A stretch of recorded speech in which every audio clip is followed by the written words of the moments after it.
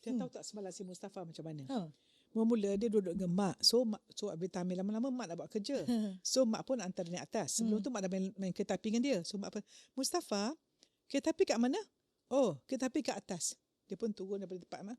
Jom kita main sama-sama, ambil telefon tu. Dia suruh mak ambil telefon. Mak, dia punya aware, mak ni asyik dengan telefon. So maknanya Wait, Tia dah start. Sorry all. Assalamualaikum Tia. The podcast has started. Waalaikumsalam. Okay you all. Assalamualaikum semua. Hari ni hari yang sangat special. Sebab Bonda nak bincang satu topik yang tentang seorang tetamu. Cuba yang macam ni all. Ada satu hari tu, satu keluarga ada rumah. Tiba-tiba satu ahli keluarga yang baru masuk. Makan dia ada, tidur dia ada. Kalau tengah bercakap pun dia ada tercongok kat situ. Kadang-kadang tetamu ni dapat perhatian lebih daripada manusia depan kita. Apa dia? Telefon. Tengoklah cucu Bonda Mustafa baru 2 tahun setengah pun dah tahu yang Bonda ni asyik dengan telefon. Tia. Ni saya tahu banyak ibu bapa parents kata, Bonda anak saya ketagih telefon. Kalau tak beri dia mengamuk. Kemudian pergi makan pun bawa. Makan sambil makan tu duduk scroll. Pergi restoran pun macam tu. Dan kadang-kadang anak tu tiada scroll sampai tidur lewat. Berlain tak minat. Ya. So tu mak rasa soalan Tajuk kita ni. Hangat kan? Terpotong pula host bercakap minta maaf. Tak apa tu. So Tia betul perasan tak? Kadang manusia ni tak boleh hidup tanpa telefon. Ya. Sebenarnya Tia tertarik bila mak cakap kan. Budak-budak tu bila kita tak bagi phone dia mengamuk. Sebab kalau kita pun hilang phone mengamuk. Allah, betul lah. Rasanya Cermin. kita ni dapat renggang dengan phone berapa minit je dalam sehari. Mesti nak make sure benda tu ada. Kan? So maknanya memang dia adalah reflection satu fenomena yang bukan hanya berlaku di kalangan budak-budak, tetapi orang dewasa ni. Ya. Bila line wifi tak ada, semua keluar dari bilik. Ya, dia macam nyawa tu minta nyawa kan. Sebab macam tak ada nyawa kalau kalau tak ada Okey wifi. Tia, so Tia rasa betul tak kalau Tia as a parenting expert lah mak respect Tia walaupun nak expert tak, sikit-sikit walaupun je. mak ni mak Tia tapi mak rasa Tia punya parenting anak cucu mak lagi bagus. Bismillah, insyaAllah. Tia ingat tak hari mak minta maaf dengan Tia? Selalu tak mak minta maaf Bukan dengan Tia? hari-hari. You all, sebenarnya Bonda, I'm being vulnerable here. Bonda ni dilahirkan oleh satu keluarga yang sangat mementingkan education. Yes. So ayah Bonda kalau nak apa-apa belajar. So Bonda pun dengan anak macam itulah. Dia score straight A. Yeah. Score straight A. Dia nak fun pun tak boleh. Kan? Because of that, of course lah luka lah anak Bonda ni kan. So because of that, bila sedar, Bonda minta maaf pada Mama Tia supaya dia tak mengulang apa yang Bonda buat dekat dia pada cucu Bonda. Masya Allah. Sebenarnya di halayak ramai ni Tia nak ucapkan ribuan terima kasih ya Bonda. Panggil Bonda. Sebab apa you all? It's not easy untuk seorang ibu meminta maaf dengan anak. Sebab biasanya kan kita kata ibu dengan ayah betul. Dan ada orang takut nanti anak tak hormat macam mana. Tapi mak tengok bila mak minta maaf dengan Tia, ada tak Tia tak hormat mak? Tak lagi Tia kata, mak okey. Kan? Maksudnya ini nak buktikan kepada ibu atau ayah di luar sana yang bila anda dah sedar, oh my God, aku banyak buat mistik dengan anak, terutama mungkin dah lebih dah berusia. Sebab Tia rasa manusia ni mak, bila dia tengah kuat, dia tak nampak kelemahan apa salah dia.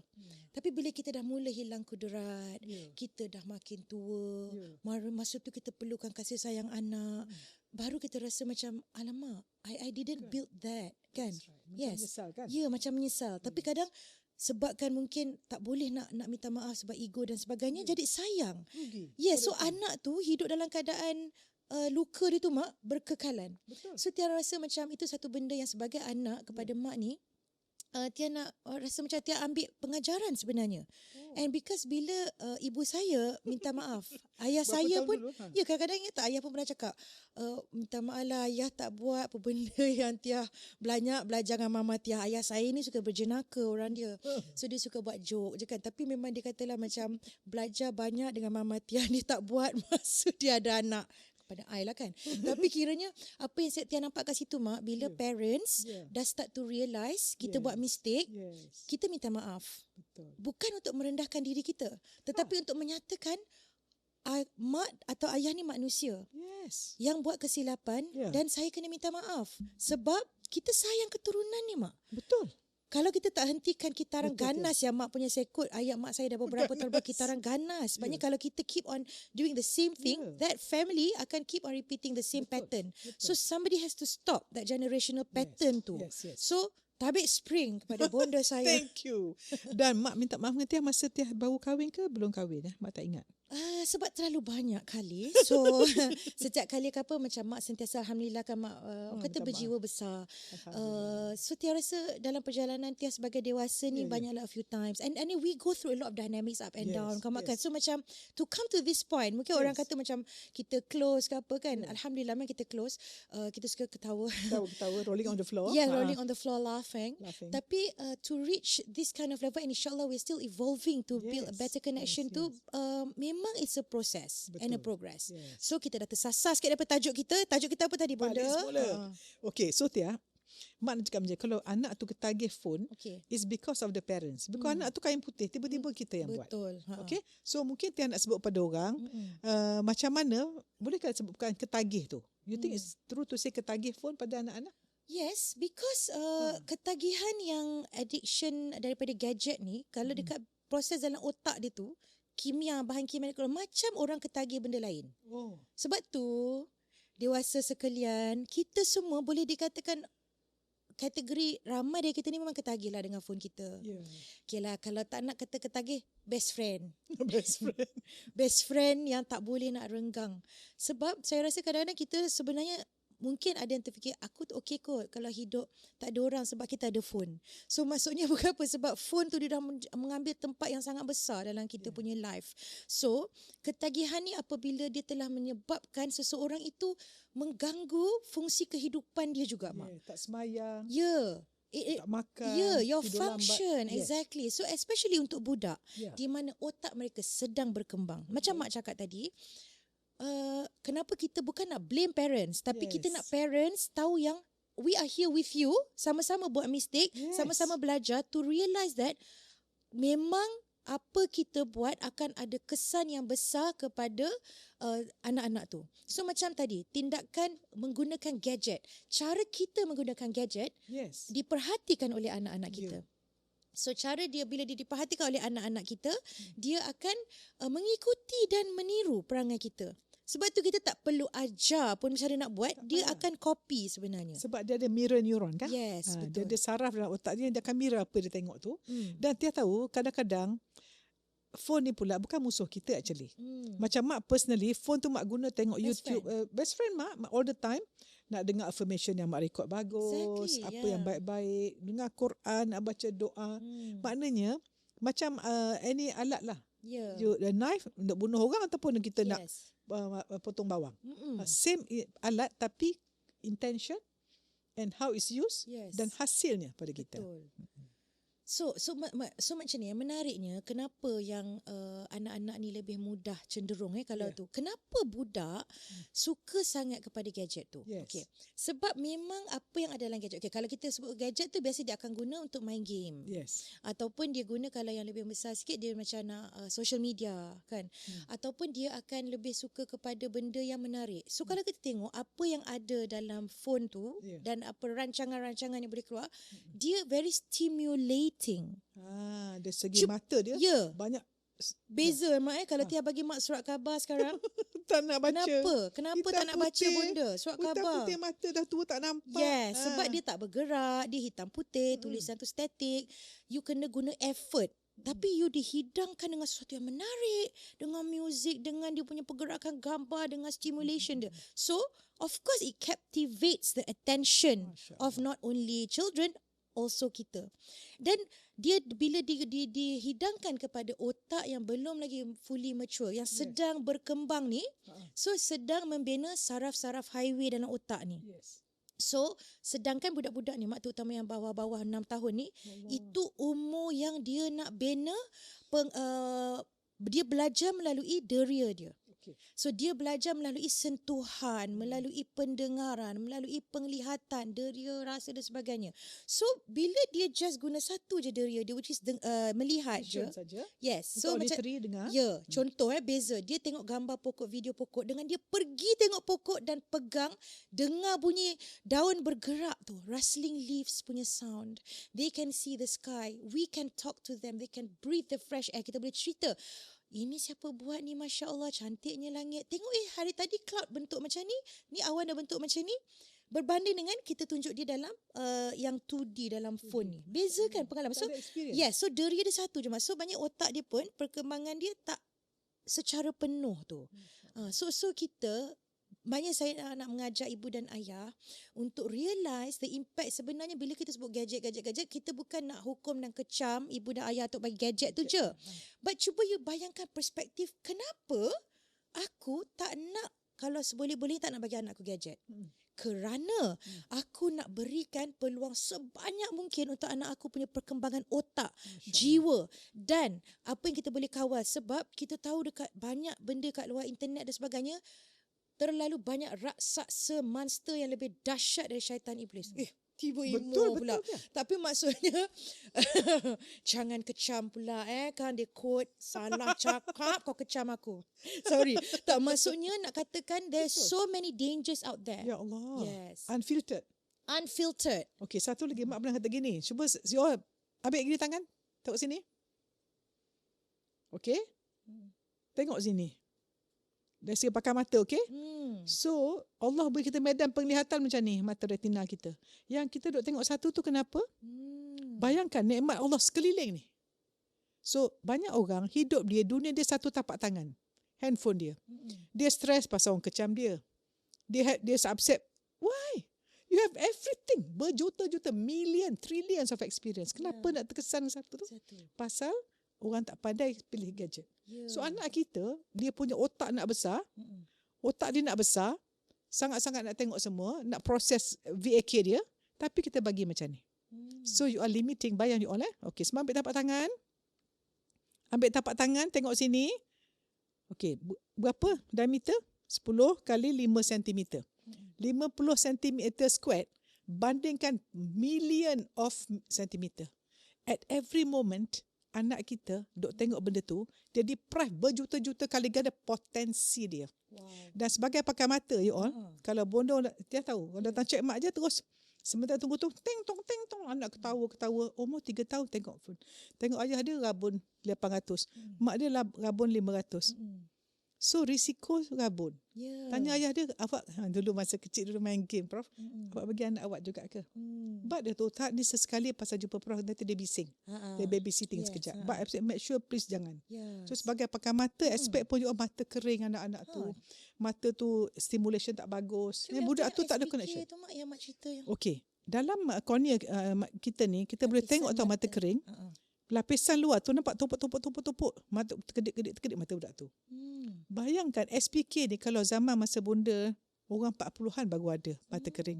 Sekarang budak 7-8 tahun dah ada SPK. Pasal apa? Gadget. So benda tu actually maknanya kenapa mak? Dia tak kelip mata, kenapa? Dia tak kelip. Sebab sedap sangat tau ni. Tak berkelip tengok. So maksudnya bila kita terlalu banyak tengok gadget, kita sebenarnya sedang mengurangkan mata kita punya kadar kelipan. So sepatutnya berapa kerap? Okay, you all. Dari segi pakai mata ya, kita sepatutnya berkelip 15 kali. 1 minit. That means 1, 2, 3, 4 kelip. Okay, jom buat sama-sama. Okay. 1, 2, 3, 4 klip. 1, 2, 3, 4 klip. So sebelum ni, mak sebagai pakai mata, I thought it's only for the eyes. Because kita ada kelenjar minyak, bila terklip minyak tu good. But rupanya brain wise is going to affect. Because when you close this, tak ada stimulation, on again. So it's going to affect your brain also. Dahsyat. So kita macam mana nak buat mak? Kalau practically, macam kita nak ingatkan diri kita untuk kelip tu. Okay, betul. Subhanallah. Macam ni. Subhanallah walhamdulillah wa la ilaha illallah Allahu akbar. Subhanallah walhamdulillah wa la ilaha illallah Allahu akbar. Ataupun Allahumma salli ala Sayyidina Muhammad wa ala ali Sayyidina Muhammad. Bayangkan kalau kita tune out beri subhanallah. Tak ada buat apa? Subhanallah walhamdulillah. Allahumma salli ala Sayyidina Muhammad wa ala ali Sayyidina Muhammad. Mata sihat, jiwa sihat, Allah berselawat, ya Allah.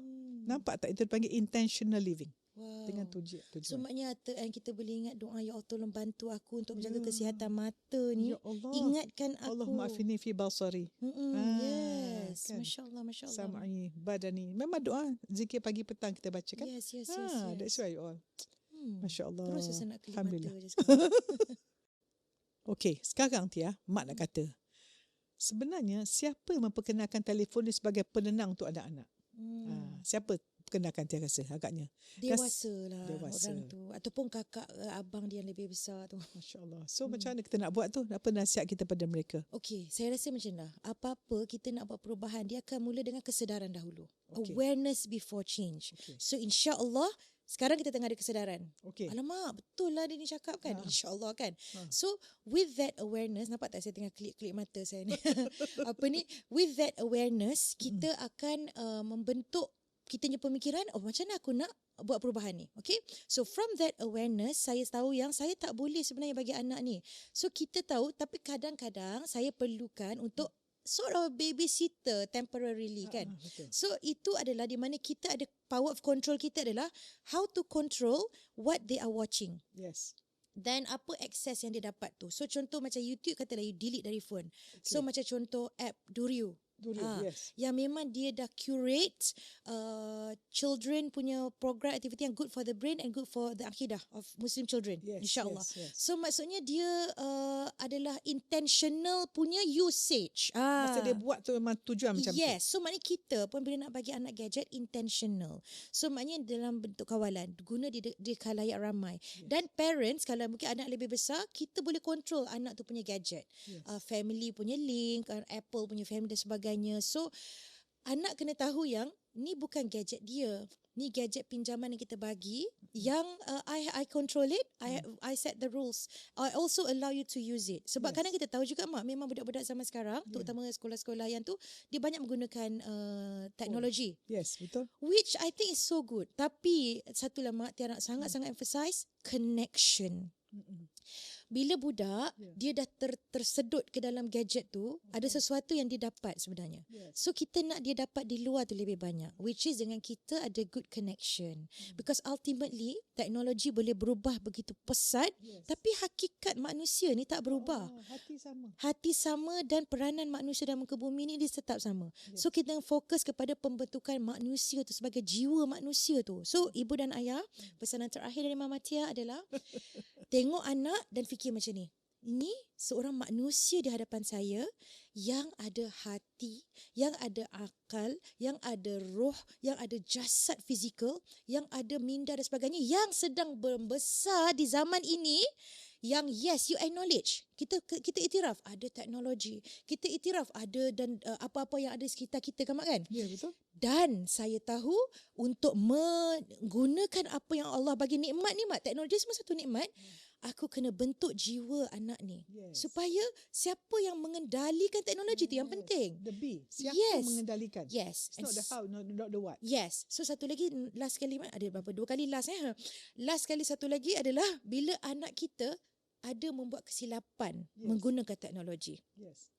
Di situlah kita kena belajar berlapang dada dan fokus kepada connection. Connection dan juga dengan image diri dia. So macam label. Yes, so you nak dia always balik sekali kat kita.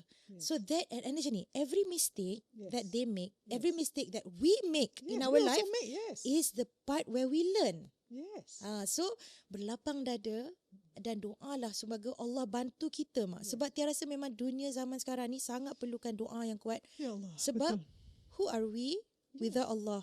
Betul. Siapa kita ibu dan ayah kalau Allah tak bantu kita? Dan yang hati besar anak kita tu genggaman siapa? Yes, Allah yang genggam, Allah yang izin dan sebagainya. So doa tau. Setiap doa, ya Allah, peliharalah anak aku daripada terdedah daripada perkara yang tak baik, dan pelihara jadikanlah anak aku ada kawan-kawan yang baik, dan jadikan anak aku kawan yang baik. Dia always pesan anak-anak Tia, you need to be the positive influence to other people. Yes. So macam Tia ada anak daripada umur 2 tahun sampai 16 tahun. So dari segi gadget Tia mula pada umur berapa? Okay, honestly, as late as possible. Okay, tapi yang macam memang bagi tengok-tengok macam TV ke dan sebagainya, 3-4 tahun tu dah ada lah macam boleh tengok. So, macam especially saya akui mencabar sikit bila dia adik yang kecil ni, bila dia ada kakak-kakak. Kan? Saya kakak lah, kakak abang sebab dia orang guna. Okay, so saya memang kena pesan kepada kakak-kakak ni, please you all ingat adik ni punya otak. Dia sedang menggembang. So whatever you feed her, it's gonna influence her. Okay, so please be cautious. Macam kalau nak dengar lagu contoh kan, macam mungkin Tia tak berapa siap, ada orang kata muzik haram ke ataupun tak nak bagi, which is good, tapi macam Tia ambil pertengahan lah. Okay, katalah anak dia pengaruh muzik, tapi Tia pesan depan adik jangan dengar kan, sebab Dia ikut tak dia? Tia nampak kadang kena ingat-ingat, saling ingat mengingati, but especially Tia nampak level of kematangan lah, macam kakak yang sulung tu lebih senang nak ingat macam ni. And kalau katalah dia orang tak follow instruction Tia, how do you tell them? I will just remind them again. Dia tak nak marah tengking kan? Tak ada. Betul lah, kadang-kadang satu buat bonda learn lah as a grandmother to my Tia, dia anak bonda lah. In a way macam bonda dulu kalau salah memang kena marah kan.